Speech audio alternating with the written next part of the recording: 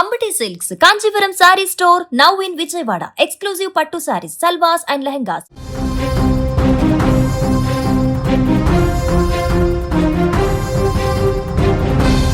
మార్కాపురం సమీపంలో జరిగినటువంటి బస్సు ప్రమాదంలో టిప్పర్ జరిగినటువంటి ఈ ప్రమాదంలో ఇప్పటికే 13 మంది మృతి చెందినట్లుగా అధికారులు చెప్పడం జరిగింది. అయితే మొత్తం బస్సులో దాదాపుగా 45 మంది ప్రయాణిస్తున్నట్టుగా తెలుస్తుంది.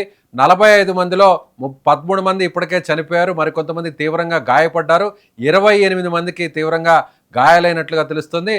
అయితే అక్కడ ఉన్నటువంటి ప్రత్యక్ష సాక్షి బస్సులో ఉన్నటువంటి చాలామంది కూడా చనిపోవడానికి ప్రధాన కారణం సీట్ల మధ్యలో చిక్కుకుపోవడం వల్ల చాలామంది సీట్లలో నుంచి బయటకు వచ్చి అద్దాలు పగలగొట్టుకొని దూకే సమయంలోపే మొత్తం మంటలంతా కూడా క్షణాల వ్యవధిలో బస్సు మొత్తం వ్యాపించాయి. సో దాంతో ఈ 13 మంది కూడా చనిపోయినట్టుగా తెలుస్తుంది. మరికొంతమంది మృతుల సంఖ్య కూడా పెరిగేటువంటి అవకాశం ఉన్నట్టుగా తెలుస్తుంది. అయితే బస్సులో ప్రయాణిస్తున్నటువంటి ఒక వ్యక్తి చెప్పినటువంటి, అంటే వెనక నుంచి 3వ వరుసలో కూర్చోన్నటువంటి ఒక వ్యక్తి చెప్పినటువంటి మాటలను ఒకసారి వింటే పూర్తిగా లోపల బస్సులో ఏం జరిగింది, అసలు బస్సు ప్రమాదానికి ఎలా గురైంది, అసలు టిప్పరు బస్సు ఈ రెండు ఎదురెదురుగా ఢీ కొట్టడానికి ప్రధాన కారణం ఏంటి, అతను చెప్పినటువంటి మాటల్లో కూడా ముఖ్యంగా తాను 7 మందిని కాపాడి తాను మృత్యువు చివరి వరకు వెళ్ళాను, లక్కీగా తాను క్షణాల్లో బయటపడ్డాను అనేటువంటి విషయాన్ని కూడా ఒక ప్రయాణికుడు చెప్తున్నాడు. అతను ఏం మాట్లాడతాడో సుమన్ టీవీ ఎక్స్క్లూజివ్ ద్వారా అతని వాయిస్ని మీకు వినిపించే ప్రయత్నం చేస్తున్నాడు. సిరికొండ మండలం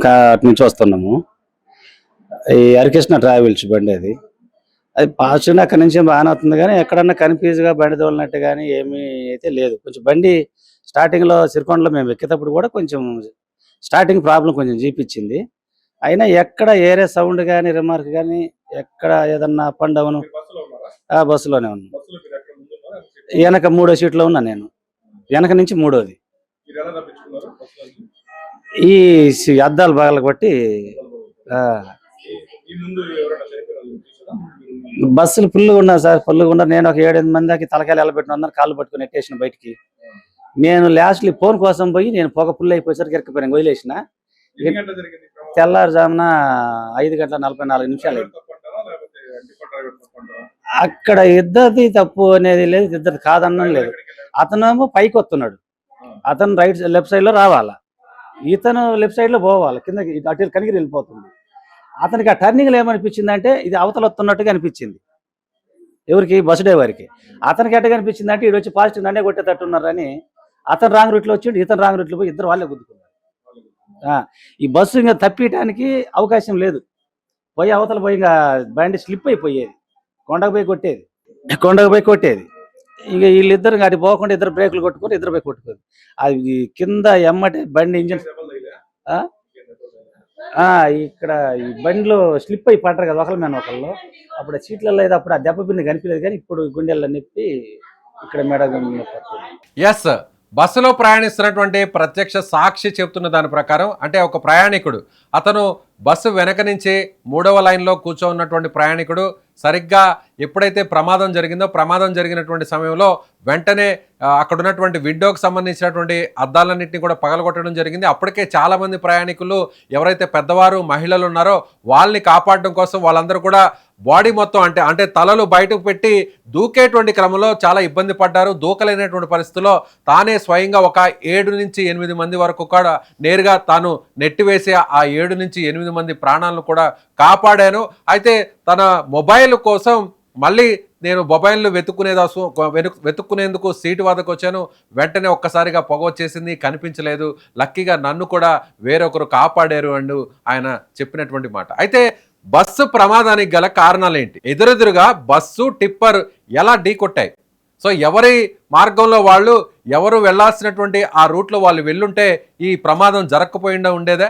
అసలు ప్రమాదం జరగడానికి అటు బస్సు డ్రైవర్ అదేవిధంగా టిప్పర్ డ్రైవర్ ఇద్దరి నిర్లక్ష్యం కూడా కారణమైందంటే ఆ ప్రయాణికుడు చెప్తున్నటువంటి మాటలను చూస్తే అక్కడ సీన్ జరిగినప్పుడు, అంటే ఒక్కసారిగా ప్రమాదం జరిగినటువంటి ఆ ఇన్సిడెంట్ కూడా మనం ఒకసారి పరిశీలించినట్లయితే ఎదురెదురుగా, అంటే మధ్యలో ఎక్కడా కూడా ఇది 4 లైన్ కాదు కాబట్టి మధ్యలో డివైడర్ కూడా లేదు, కాబట్టి ఆపోజిట్ డైరెక్షన్లో వస్తున్నటువంటి వెహికల్, నేరుగా వెళ్తున్నటువంటి వెహికల్ కూడా ఎదురెదురుగా ఢీ కొట్టేటువంటి అవకాశం, ప్రమాదం కూడా ఉంది.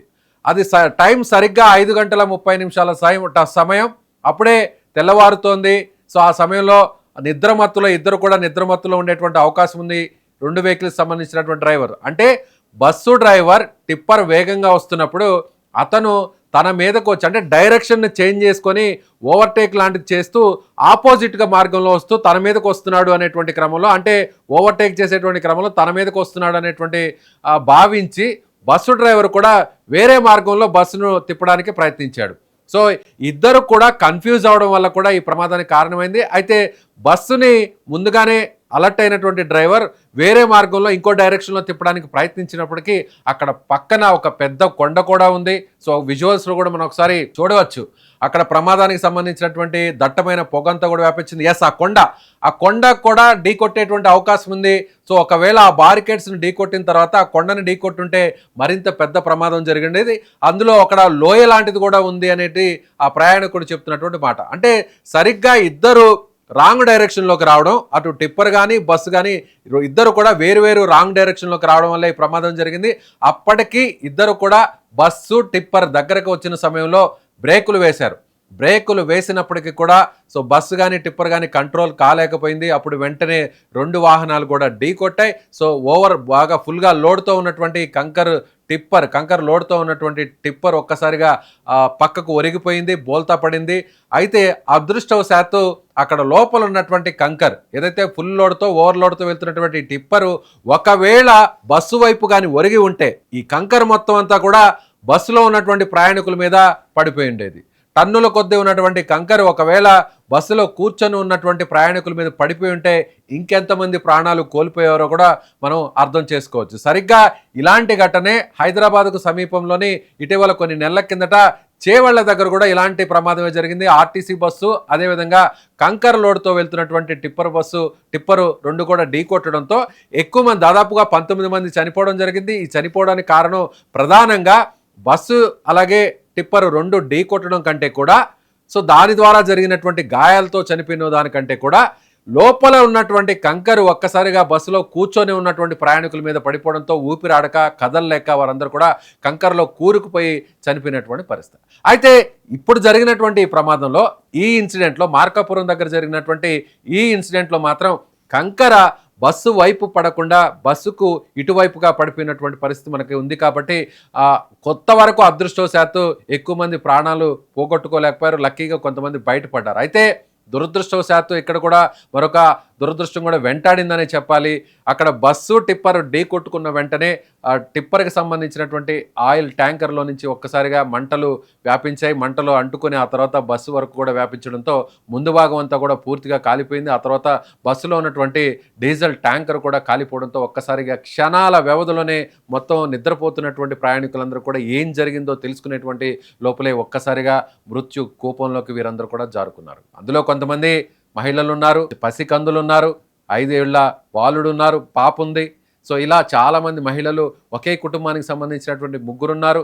కొన్ని చోట్ల తల్లి కొడుకును కాపాడింది, తల్లి మాత్రం చనిపోయినటువంటి పరిస్థితి. కొన్ని లైన్స్లో ఆ సీట్స్లో ఉన్నటువంటి ఆ ఇన్సిడెంట్స్ని ఒకసారి చూస్తే తల్లి ఎలాగైనా సరే తన కొడుకును కాపాడాలని యువకుడిగా ఉన్నటువంటి ఆ యువకుడిని బస్సులో నుంచి ముందు తోసేసి ఆ తర్వాత తల్లి చనిపోయినటువంటి పరిస్థితి కూడా తెలుస్తుంది. మొత్తం మీద ఒక వ్యక్తి 7 మందిని ప్రాణాలని కాపాడాడు. ఆ ప్రయాణికుడు 7 మందిని కాపాడి చివరకు తాను కూడా ఇక మంటల్లో చిక్కుకుపోయాను, ఇక మొత్తం తాను కూడా చనిపోయేటువంటి అవకాశం ఉంది అనుకునేటువంటి తరుణంలో అదృష్టవశాత్తు ఆ ప్రయాణికుడు కూడా లక్కీగా ప్రాణాలతో బయటపడ్డాడు. ప్రస్తుతం హాస్పిటల్లో చికిత్స పొందుతున్నటువంటి ఆ వ్యక్తి బస్సు వెనక వరుస నుంచి 3వ సీట్లో కూర్చొని ఉన్నాడు. సో అతను చెప్తున్నటువంటి దాని ప్రకారం చూస్తే ఇద్దరు డ్రైవర్ల నిర్లక్ష్యమే ఈ ప్రమాదానికి ప్రధాన కారణంగా తెలుస్తోంది.